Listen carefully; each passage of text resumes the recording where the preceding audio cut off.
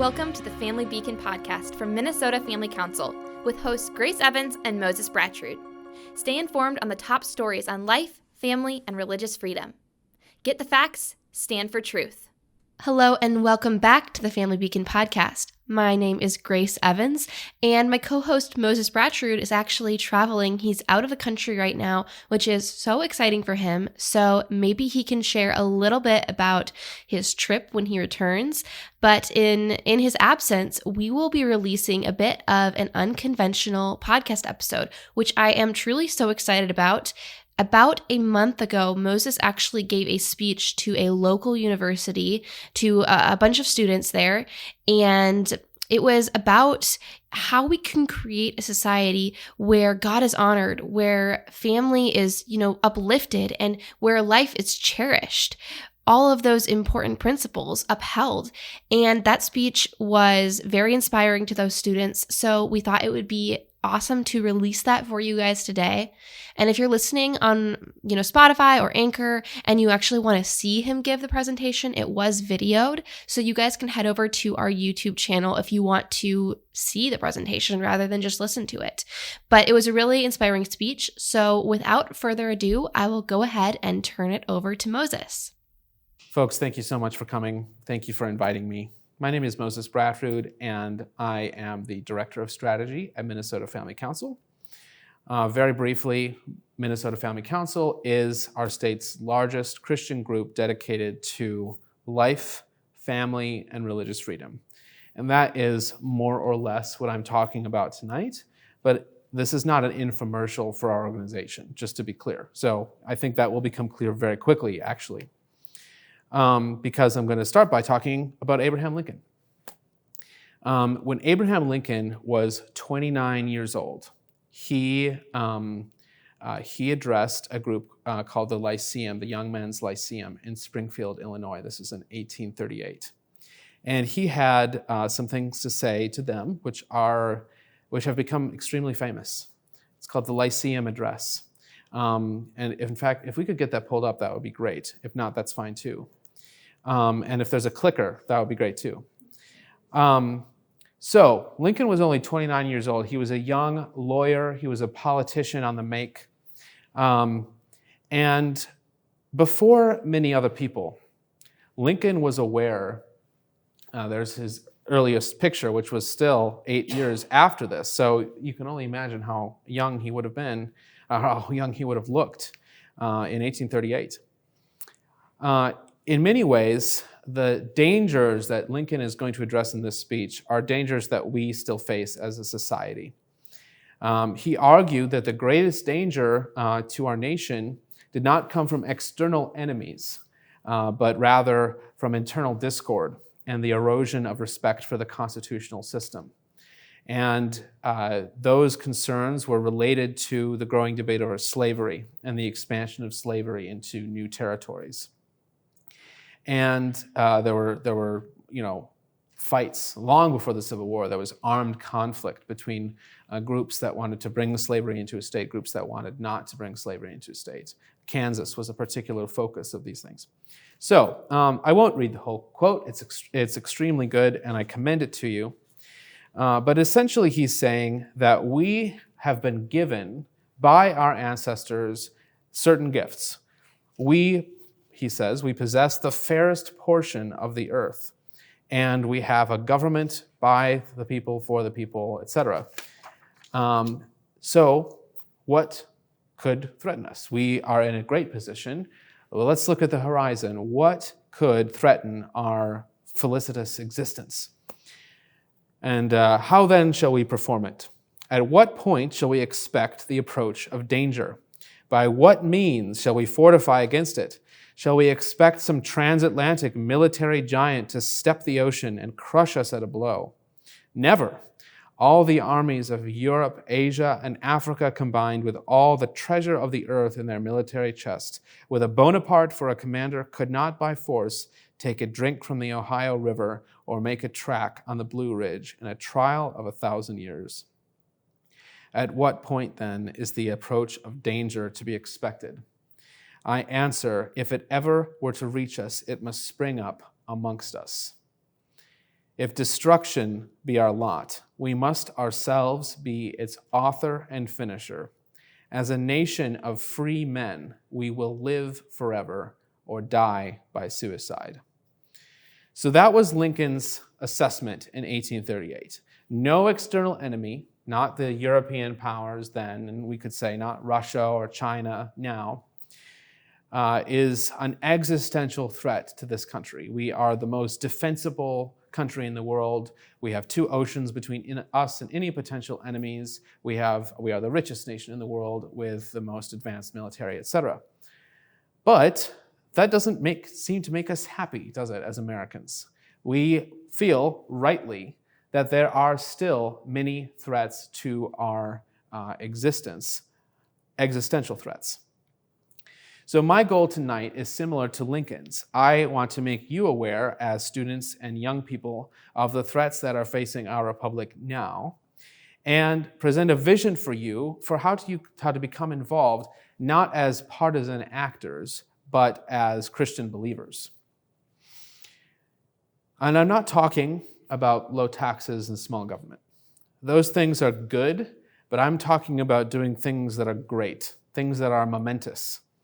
I'm talking tonight about the three things that I think should be the Northstar of our politics, and that is life, family, and religious freedom.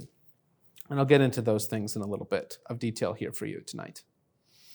That means protecting human life from conception to natural death, seeing God's design for the family honored in our society, protecting religious freedom. So then my purpose tonight is to lay out a vision in a way that will inspire you to take action in a way that's above and beyond what you came here prepared to do. So we have then three arguments to take action. I will argue that these things are good, life, family, religious freedom, that they are threatened. That means that we need to take action to defend them. And the third argument will be a surprise once I get to it. So let's talk about life. Let's talk about why is it good to act as if all human life has value. It occurs to me that we can answer this question pretty well by looking at societies that do not value life. Just to the north of us, in Canada, assisted suicide claims 10,000 lives per year. That's 10 times higher than it was in 2016 in Canada. And it's also more than twice as high than the official Canadian suicide rate. So that means that 2/3 of Canadians who die by suicide are killed by the state out of misplaced compassion. Moreover, Canada's lax laws mean that patients with disabilities, including disabled veterans, are offered assisted suicide rather than the chance to continue their lives in a dignified manner, even as they reach the end of their lives. So that's a culture, I think we could agree, that does not value human life, does not value vulnerable human life. Now, as we are conservatives here, we understand that the state has coercive power, that there are times when it's appropriate for the state to choose who lives and dies. In a wartime situation, that might be necessary. But in abortion and assisted suicide, we see the state enabling and encouraging the killing of its own people to supposedly benefit others. In abortion, the person who benefits is supposedly the erstwhile mother, who wants to achieve her personal goals and feels scared with the possibility of being saddled with an unwanted child. In fact, however, it is better for women and better for society if instead of abortion, we have a compassionate safety net in place so that all children and all women have a safe and secure environment for the children to grow up in, whether or not that is with their birth parents. Abortion is a coercive and violent act. We can speak and act with compassion to women who face unplanned pregnancy, while still affirming always that abortion does not solve anyone's problem. It ends a life. Just to put that in perspective, a report recently calculated that in Minnesota, just in the last 10 years, because of our falling birth rate, we have a shortage of 285,000 children. Without these children, our state and our nation is in danger of withering away, as is already happening in Europe and parts of Asia. The abortion rate in Minnesota is roughly 10,000 per year. So in round numbers then, our shortage of children, empty seats in classrooms, jobs going unfilled, families not being formed, would be 1/3 less without the tragedy of abortion. And doesn't that bring to mind Lincoln's words? If destruction be our lot, we ourselves must be its author and finisher. We will live forever or die by suicide. One type of suicide is to actively work against yourself, to take up the gun or the bottle of pills. But another type of suicide is slowly withering away due to societal despair, societal failure to thrive. And I think Lincoln would recognize this suicidal impulse he diagnosed in 1838 in our societal malaise today. Now, here's where I could make an explicitly religious argument. I could say that God created human life and desires it to be protected, and we should obey God. But I don't need to make an explicitly religious argument here, and I think that's important to say. We live in a post-Christian society. We can hope and pray and work towards a day when all of our fellow Americans believe what we do about human life and about God's design for human life. But we also can argue for a right to life in a way that everyone understands that can understand in their minds, because if we're making an argument for life based on something that people don't believe in, we're going to not get as far as we would, unfortunately. So we need to understand our cultural context and be smart. And I say that, of course, coming from a Christian group and speaking to what I suspect is a largely Christian audience. So that's the issue of life, and I will come back to that a little bit. But I also want to talk about gender, family, sexuality. Now, these things are more numinous and more complicated, I think, than the life issue. There's several different things going on. For example, we could be talking about traditional marriage between one man and one woman. Now, if you ask people in a poll, do they support that? Only about 25% or so would say that should be the law of the land.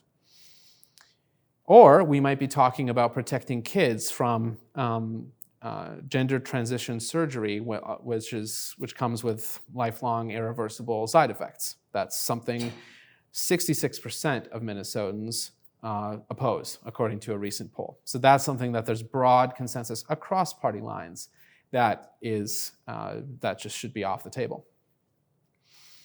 So why, then, is it good to defend a vision of man and woman as the only two genders? Marriage between one man and one woman is the licit expression of our sexuality. As with the question of life, for me, it's about what's going to bring about human flourishing. If we look at history, it is societies that have protected and honored both masculinity and femininity.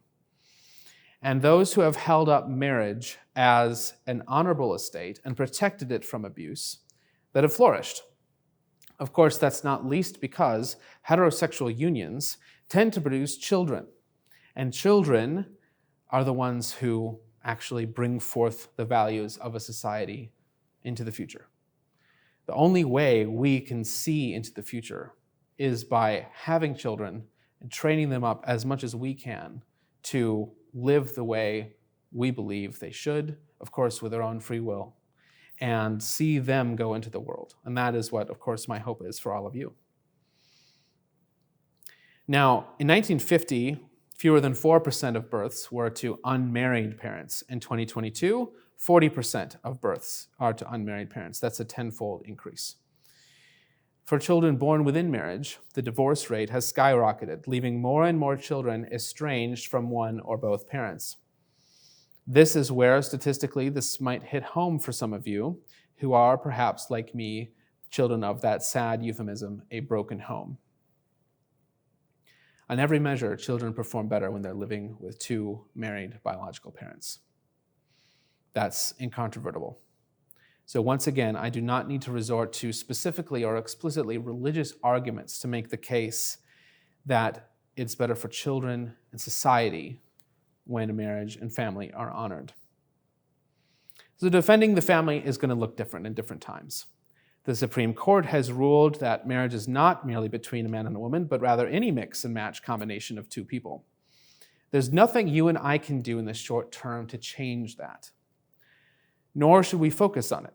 Instead, our best bet is to show the vitality of marriage between a man and a woman. To find someone you love, to get married to them, to stay married, to continue loving them, to have children if God blesses you, and to raise them in a loving environment. That's the best argument for traditional marriage, for people to be in one or to see one, to truly see what it looks like to in your own life or the lives of others. I have that blessing now. I hope you all will too. Now, religious freedom, my third point here. Why is it good? Why does it need to be defended? The First Amendment of the Bill of Rights to the Constitution came out in the early 1790s. It said that Congress shall make no law respecting an establishment of religion or prohibiting the free exercise thereof.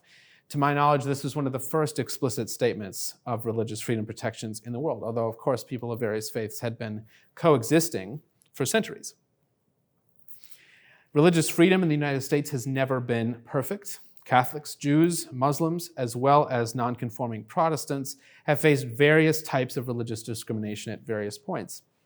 But as of this date, we have some of the best religious freedom protections in the world, and we must fight to maintain that. Just to give one counterexample, if we look at what's happening in France, France is a country with enforced secularism, what they call laïcité. Laïcité, which dates, of course, to the French Revolution, means that it is absolutely verboten to wear a crucifix in school, and it's also forbidden to wear a Muslim headscarf. And France is a population with a large Muslim minority. So that is a source of huge tension. And that is the sort of enforced secularism that we see spreading in various countries, especially in Europe or perhaps in China. You can contrast that with the vibrant diversity of American religious expression. Now, I personally love Christian theology and doctrine. I believe salvation is only possible through Jesus Christ. So why then would I be in favor of countenancing other religions who do not make the same claims? And there's more to my answer than just a pragmatic, okay, you leave me alone and I'll leave you alone sort of calculation. Christians can trace the idea of liberty in religious matters back to very early in church history, even if we haven't always been super great at actually acting that out in practice. In fact, religious freedom is a Christian idea that arose in Christian societies in the Christian intellectual tradition of the West. So, my thesis statement here is that every American should have matters of liberty in liberty in matters of religion, and that is good for human flourishing. I could spend more time here, but I think it's enough for me to state a few basic facts. Being involved in religious observance tends to make people happier, more productive, less lonely. A society with strong and diverse types of religious expression has more opportunities for each individual to become part of a greater whole, to find the love, sociability, and meaning that we all crave. In other words, religious freedom leads to religious practice, and religious practice leads to human flourishing. So, life, family, religious freedom, these three tenets that I'm saying should be at the core of our political observance, of our politics. Are these things under threat? They are. I don't think I need to do much work convincing you here. The whole point of the so-called culture war is that just like a war with guns and bombs, there are certain objectives that we have and certain objectives that our opponents have. Thankfully, this conflict takes place more or less peaceably, and we should strive to have it remain that way. But I think it's self-evident that human life is under attack, unborn lives are under attack, and the oldest and most vulnerable among us are under attack. And nor do I have to spend much time convincing you that the common sense approach to gender and sexuality is under a threat.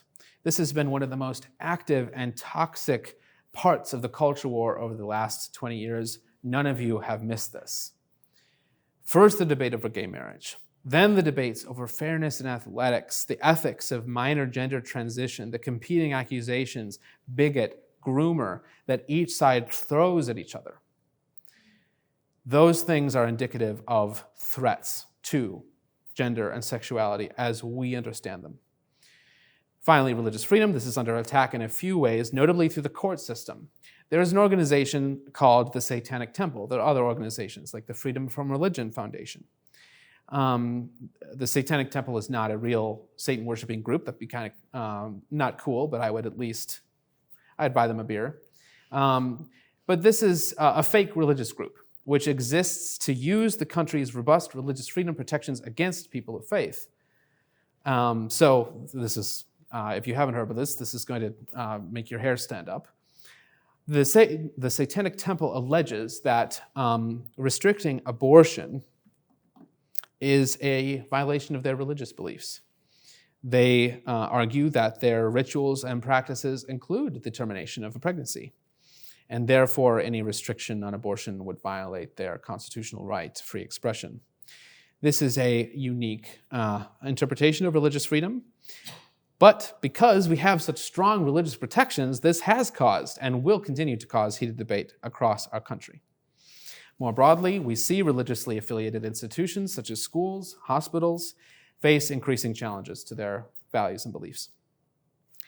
Okay, so these things are good, these things are under threat. What's next? Well, what's next is to take action. And this, I think, is a harder case for me to make.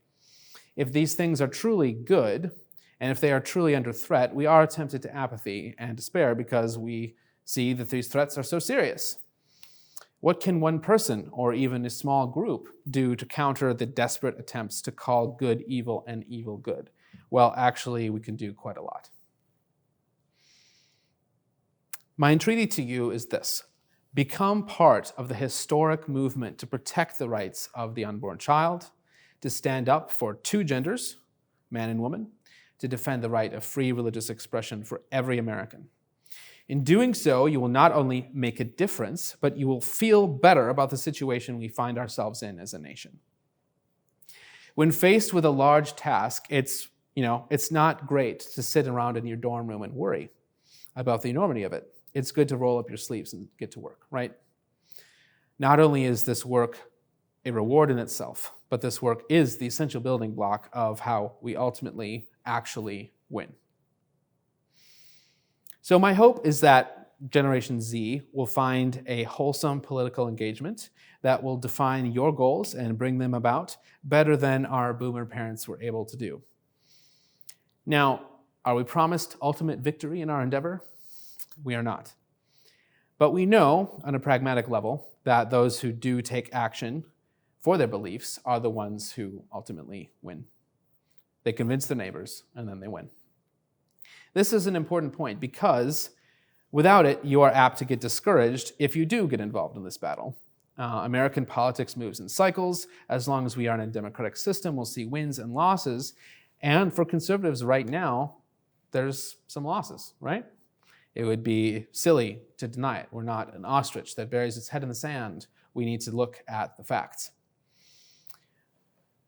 We can look, however, at history. Again, this is my what I always like to do because that's my background. I have a master's degree in history.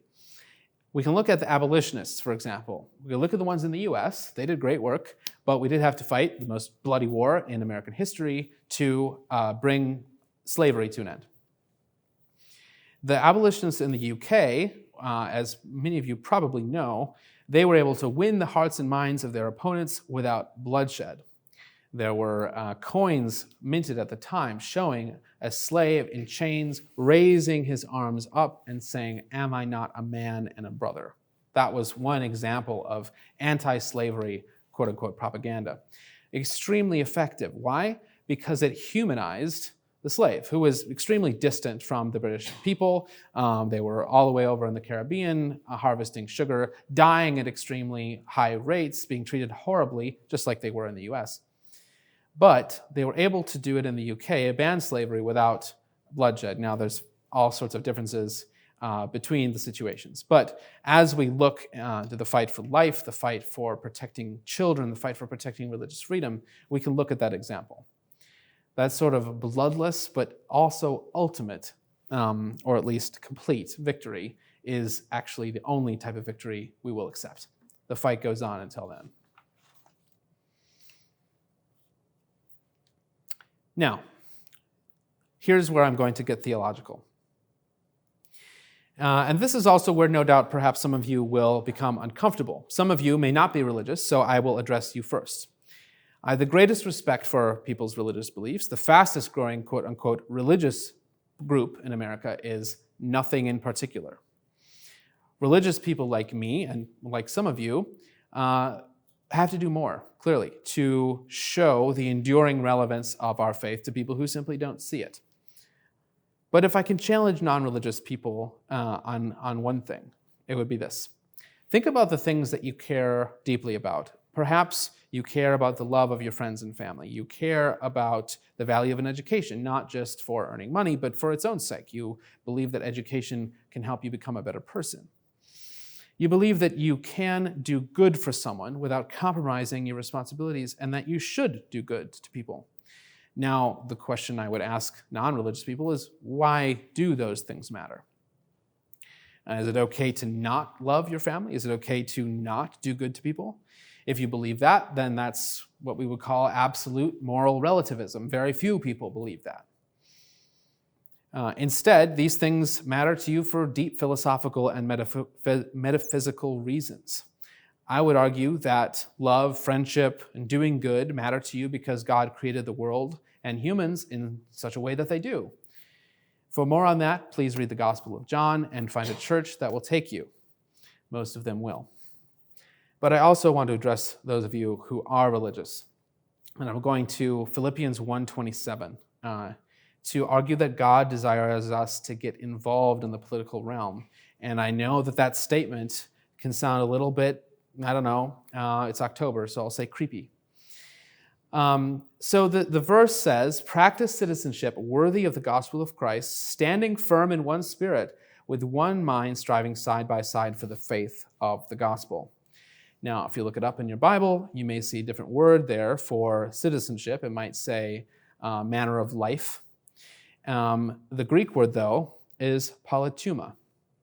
The root word polis, as in Minneapolis, the city or the state, politics, political engagement, citizenship. It really all flows from this. So we are called, in other words, to be citizens of this place, the city of St. Paul, the city of wherever you're from, the state of Minnesota. We're called to be citizens of this place in a way that is worthy of the gospel of Christ. Now, quick review. The gospel is the free gift of God's grace to us in the form of forgiveness and salvation through his grace alone and through his gift of faith. Now, wow, what would citizenship be if it was truly worthy of that? So we are redeemed from sin. And again, of course, I'm speaking within Christian theology. I hope it doesn't sound like inside baseball. We are redeemed to human flourishing. Flourishing is adhering to the way that God has made the universe and has made us, following his laws. Gospel citizenship is citizenship in which we can't ignore, and in which no one else can ignore, the message of Christianity and our allegiance to it. Most of all, it is citizenship with earthly means but not earthly ends. We seek the good of the city we're in by looking at the eternal city, the New Jerusalem.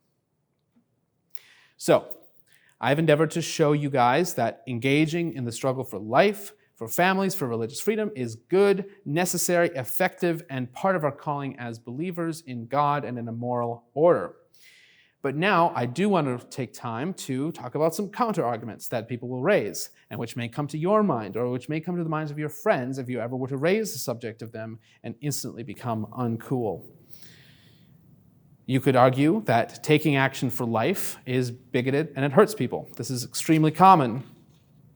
You'll hear that it's very bad to talk about the fact that male and female are real things that exist, not social constructs, because this is said to be horribly difficult and traumatic.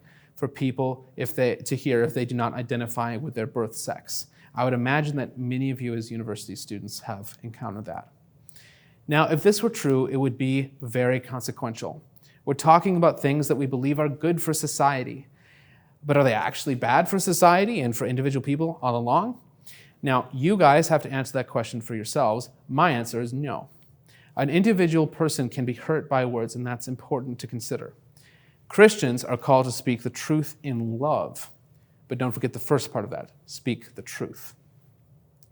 It is where the truth meets the most resistance, right, that we must stand firm and speak the truth loudly, firmly, and yes, lovingly. Now, this is what G.K. Chesterton was getting at in a famous quote, which was recently quoted again by the now Italian Prime Minister, Giorgia Meloni. She's wonderful. Chesterton said this: "The great march of mental destruction will go on. Everything will be denied. Everything will become a creed. It is a reasonable position to deny the stones in the street. It will be a religious dogma to assert them. It is a rational thesis that we are all in a dream. It will be a mystical sanity to say that we are all awake. Fires will be kindled to testify that 2 and 2 make 4. Swords will be drawn to prove that leaves are green in summer. We shall be left defending not only the incredible virtues and sanities of human life, but something more incredible still, this huge, impossible universe which stares us in the face. Swords will be drawn to prove that leaves are green in summer. Fires will be kindled to testify that 2 and 2 make 4. Perhaps for you, certainly for me, that feels real. That feels like what we see in our current culture. So much lying, and so few people willing to stand for the truth. So I think it's important to state that while offending someone may be bad, substituting a lie for the truth is always bad. Let us always stand up and speak clearly in defense of what we believe, that human life has dignity at every stage, that men and women have inherent dignity as men and women, and that religious freedom blesses everyone. Now, next counterargument. Another thing you might hear from your friends, perhaps your conservative friends. They might say taking action is ineffective because progressive triumph is inevitable. It's not. It just isn't. There was a court decision called Roe v. Wade. Anyone remember that? Anyone remember how that is now in the dustbin of history? It's gone. It disappeared. It disappeared despite how huge it was and how long it stood. 49 years it was on the books, as it were. Roe v. Wade was an arrogant and overreaching decision in which 9 relatively elderly white men decided that the taking of a human life in the womb was a justifiable and legal act in all 50 states. And now it's gone. So, to those who say progressive triumph is inevitable, I will say in the brief time available to me, it's not. There's one example. Let's keep moving. Now, certainly there are dark clouds on the horizon. It might rain. But a warrior who gives up and stays inside because the weather is bad is never going to kill the dragon. In fact, we have good reason to be hopeful. If we look at history, we can see times of national unity coming after times when everything seemed to fall apart. The 1980s and the 1990s, even the 2000s, in which you guys grew up, were a little bit of a taste of that after the divisions of the 60s and 70s. I have more here about the 1980 and 1984 elections, but I will skip over that, and we can talk about it later if you want. What happened, though, during those decades is really important. The divisions among Americans did not go away. They were not imagined away. But they did fade in importance in comparison with something that we need to recover, which is our true unity as Americans with all of our fellow Americans and all of our fellow humans. We have more in common than we have that divides us. Our true unity with those on the opposite side of the debate and in the middle, and people who have never considered this debate, this culture war, who have managed to avoid it. Our true unity is something that is always hidden, always off stage, always humming along as an undercurrent to the endless debates on this or that issue. If we can reassert that unity, if we can show that our plea for human flourishing is legitimate and that our values will take us there, then we will, I hope and pray, see unity in our nation again. So, I think one final question before I conclude is whether we should take action within the system that we have or outside of it. And by the system, I mean the American constitutional order that we've had since 1789 or so, where we have elections, and that is the main outlet for our political activity. And in the years that we don't have elections, like right now, we spend our time doing things like this, convincing people that things are worth fighting for. As Sam told Frodo, there's good in this world, Mr. Frodo, and it's worth fighting for, right? There are other people who will say that, and I'm talking about conservatives here, who will say that we actually need to leave the system behind. I won't go into this in detail, but there are both Roman Catholics and Protestants. The Roman Catholic version of this is called integralism, if you've heard of that, and the Protestant version would be called more or less Christian nationalism. And the idea basically is that we need to get rid of any sense of a distinction between the law of the United States and the law of the Bible, or the regulations of the Roman Catholic Church. So that might seem good on the surface, but what it does do is it absolutely puts the kibosh on religious freedom. And that you can go to anyone who espouses these views and ask them about that, and I have done so, and they will say that religious freedom is not very important, poo. You know, it's just, they will try to shrug off the question. And that is not only unrealistic, but it's also dumb. It's clear that some of these people are addressing a version of the United States that has never existed. You know, when there were 13 original colonies, most of them had, not completely different, they were all Protestants, but they had more or less, Maryland was Catholic, did you know that?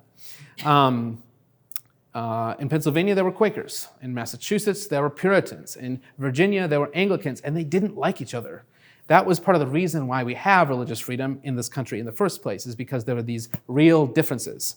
And so there has never been this sort of uniformity in religion in this country, and we shouldn't pretend that there has. And so we should respect religious freedom. Okay, I'll get off my high horse about that. The most dangerous version of this idea, has anybody encountered the term Red Caesar?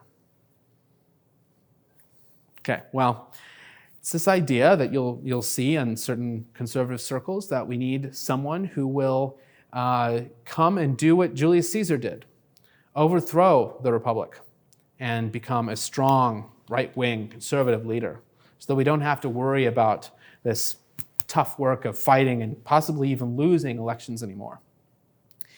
I reject that utterly. I think it sounds unpleasant, violent, and not particularly effective anyway. I think it sounds like a great way of bringing the guillotine to a country that has never seen mass political executions. So let me conclude, and I will be happy to take questions afterwards. As a young person in general, you do not have a ton of money. And you also may feel that you don't have a lot of time, but you have some time, certainly in the summer at least.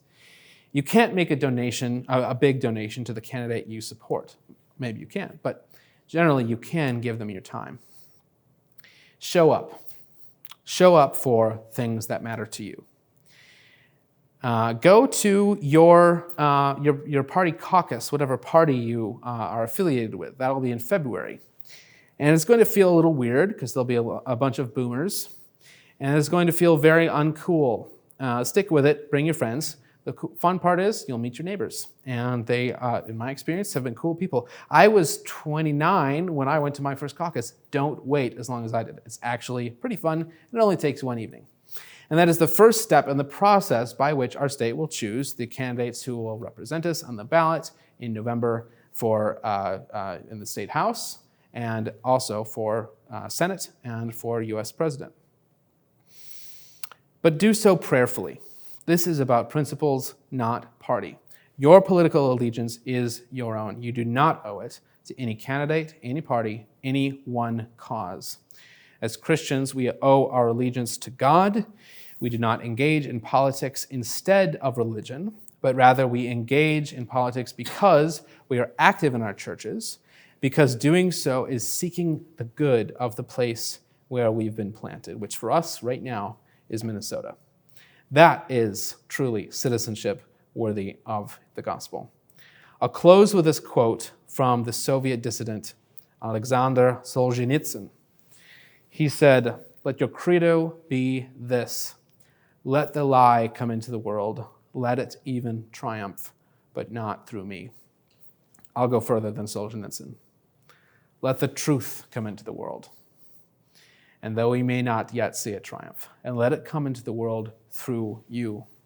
Let each interaction you have be an opportunity for you to speak the capital T truth. You were made for this, to be a truth teller in a world of lies, hopeful in a world without hope, loving in a world full of hate, just in a world that is unjust. You were made for this because you were made by God and in His image. Thank you.